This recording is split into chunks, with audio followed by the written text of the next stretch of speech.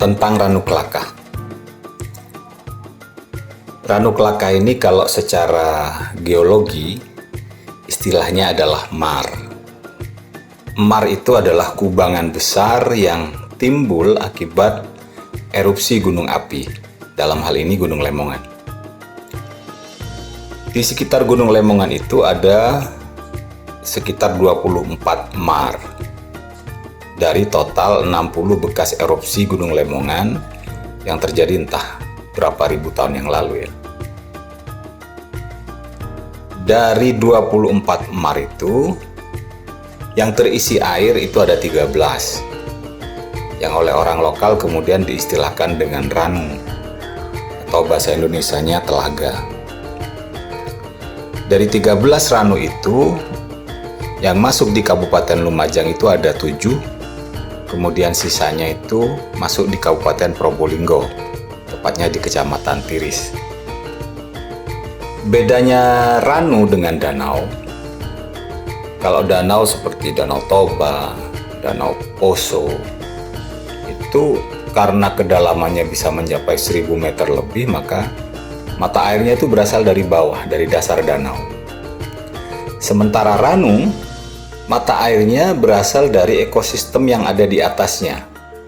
Dalam hal ini Gunung Lemongan. Jadi kalau kita lihat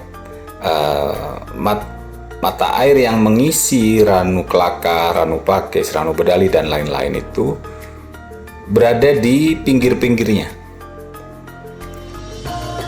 Nah, untuk Ranu Kelaka ini sebelum terjadinya pengerusakan atau penggundulan hutan di Gunung Lemongan pada tahun 98 sampai 2002 itu kurang lebih ada 30-an mata air. Namun pasca terjadinya penggundulan hutan pada tahun 98 sampai 2002 itu sekarang mata airnya tinggal 6. Itu pun yang besar cuma 2 saja. Ranu Kelaka ini tergolong unik karena hampir setiap tahun, khususnya di musim kemarau, itu antara bulan Juli dan bulan Agustus, itu terjadi fenomena alam yang oleh masyarakat diistilahkan koyo. Nah, koyo itu adalah keluarnya atau menguapnya kandungan belerang dari dasar danau, dari dasar ranu ke permukaan, yang mengakibatkan kemudian air di Ranu Kelaka menjadi keruh dan berbau belerang. Nah, biasanya pada fenomena seperti ini, ikan-ikan itu pada naik ke permukaan dan mabuk. Nah, ini biasanya warga itu berpesta pora untuk menangkap ikan, karena ikan sangat berlimpah berada di permukaan Ranu Kelaka.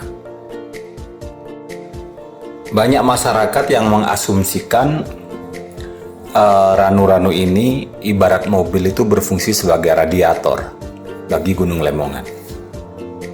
Itu kenapa kemudian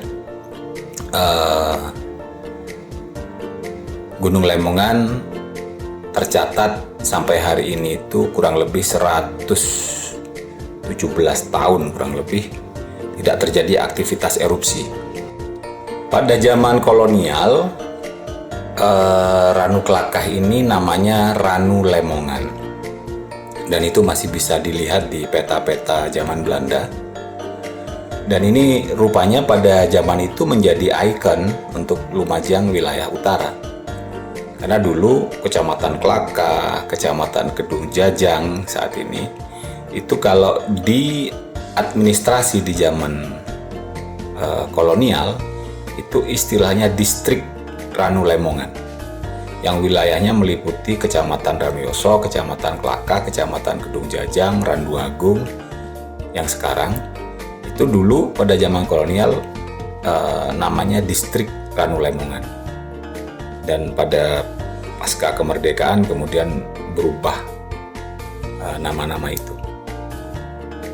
Konon memang Ranu Kelaka ini atau Ranu Lemongan ini memiliki ikatan yang sangat kuat dengan sejarah Kerajaan Lumajang. Ada beberapa sejarawan yang mengatakan bahwa Arya Wiraraja itu lahir di sekitar Ranu Kelaka. Dan memang persis di sisi barat Ranu ini ada ditemukan sebuah candi, meskipun belum digali tapi pernah diteliti dan itu positif bahwa itu candi. Dan dari candi itu ada tangga yang turun hingga ke bibir Ranu Kelaka.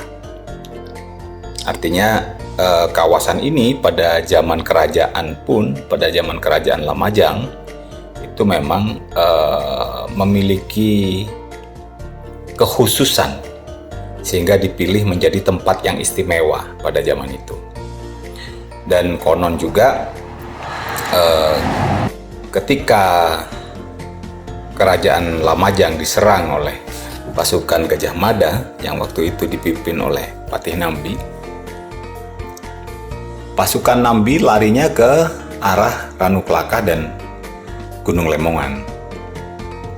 Kalau di negara Kertagama itu disebutkan ada Perang Sadeng. Nah, di sisi selatan Gunung Lemongan itu ada gunung kecil yang namanya Gunung Sadeng. Dan memang di situ ditemukan sampai saat ini ada areal pemakaman yang cukup besar, tapi warga sekitar tidak tahu itu makamnya siapa. Dan di situ warga banyak menemukan barang-barang berharga seperti keramik dan lain-lain. Di Ranu Kelaka dipercaya secara mistis oleh masyarakat sekitar ada penunggu, ada yang menjaga. Penjaganya itu berupa ular. Ular ini adalah kalau menurut kepercayaan masyarakat sekitar adalah anak buahnya Dewi Rengganis yang ditugaskan untuk menjaga Ranu Kelaka. Begitupun dengan ranu-ranu yang lain. Rata-rata dari cerita-cerita yang ada di masyarakat itu ranu-ranu di sekitar Gunung Lemongan itu ditunggu ular. Dewi Rengganis ini dipercaya sebagai dewi yang menjaga gunung di Nusantara ini. Jadi kalau laut itu dijaganya Nyi Roro Kidul, kalau gunung dijaga oleh Dewi Rengganis. Nah, khusus untuk Ranu Kelaka, ular yang menunggu Ranu Kelaka itu oleh masyarakat sekitar diberi nama ular selanceng. Ular selanceng itu ular gaib, tapi sering menampakkan wujudnya kepada masyarakat di sekitar. Wujudnya itu kadang kecil, kadang sedang, kadang-kadang juga besar.